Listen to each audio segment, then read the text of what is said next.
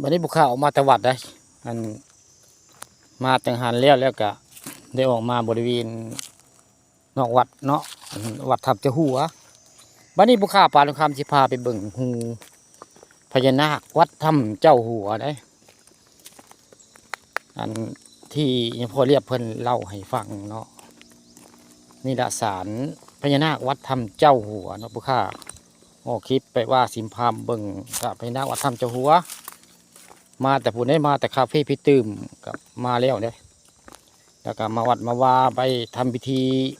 ทำบุญเรียบร้อยได้วันนี้ก็พามาเบิ่งมาชมมันบริเวณศาลพญานาควัดถ้ำเจ้าหัวอยู่คูเรียบไว้ง่ายเพิ่นเว้าตอนเพิ่นยังมีชีวิตอยู่เพิ่นเว้าพญานาคนี่ขึ้นมาหาเพิ่นได้เพิ่นเว้าเนี่ยคูเรียบเพิ่นอายุหลายได้บ่แม่น80เพิ่นบ่ต่อเพิ่นตายเนี่ยคูเรียบนี่แหละฮูพญานาคแต่นี่จากแม่นบ่แม่นแล้วเราให้ฟังตอนแรกยังบ่ได้ตายแต่เพิ่นเสียชีวิตนานแล้วอย่างคูเรียบนะอย่างพอเรียบเจ้าวัดถ้ำเจ้าหัวแหละนี่แหละคือศาลเพิ่นมื้อนี้ผู้ค้าปลาแล้วครับผสมเอามาให้เบิ่งนี่แหละฮูพญานาคแหละนี่ฮูพญานาควัดถ้ำเจ้าหัวแหละเพิ่นว่ายามมาขึ้นมาน่ะฮูนี่สิขยายออกได้เพิ่นเอาพญานาคสีขาวใหญ่เพิ่นเอาเพิ่นคือเป็นนั่งกันเต็มหลังได้เพิ่นขึ้นมาเอาเพิ่นลงไปเที่ยววังพญานาคใต้มาได้อย่างพอเรียบไว้พังพอเห็นเฉพาะส่วนบุคคลไว้ง่ายข้าบ่เห็นดอกแล้วนี่แต่เราเว้าว่าให้ฟังตอนเรายังมีชีวิตฮูอันนี้เพิ่นสิขยายออกเนี่ยฮูพญานาคฮูพญานาควัดถ้ำเจ้าหัวนี่ใบไม้สิบ่ปิดได้เพิ่นสิเผยไปนี่ตลอดได้ใบไม้อันนี้นี่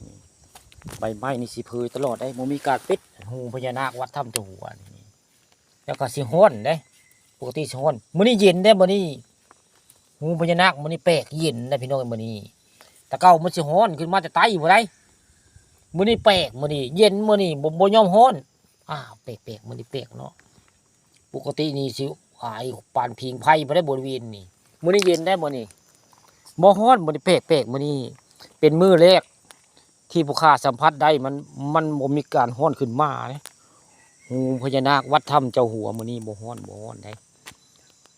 อันนี้เพิ่นก็ยังอยู่ได้เพิ่นแถมมาปะลูกแก้วไว้อันนี้อันพระอาจารย์เล่เพิ่นหรือสีเล่ไว้ง่ายเพิ่นมาปะไว้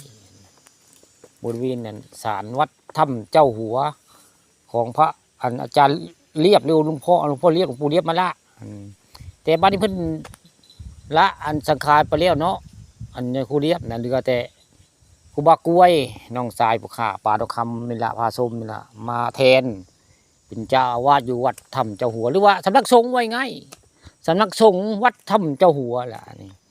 แต่มื้อนี้ฮูพญานาคมื้อนี้เย็นได้มื้อนี้บ่ฮ้อนมื้อนี้แต่ก้าวดูโอ้ยเอามือลงไปนี่ฮ้อนจะได้พิงไผ่เพิ่นเอาไว้ง่ายอันนี้มองนี่ปานพิงไผ่ทางใต้นี่ก็มีได้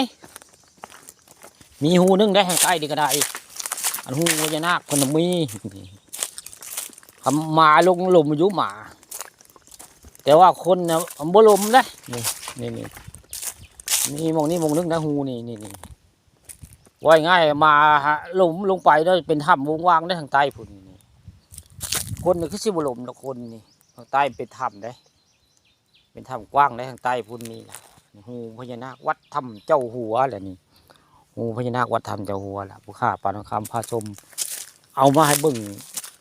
ฮูพญานาควัดถ้ำเจ้าหัวบ้านอ่างตำบลนาตาลอำเภอเต้างอย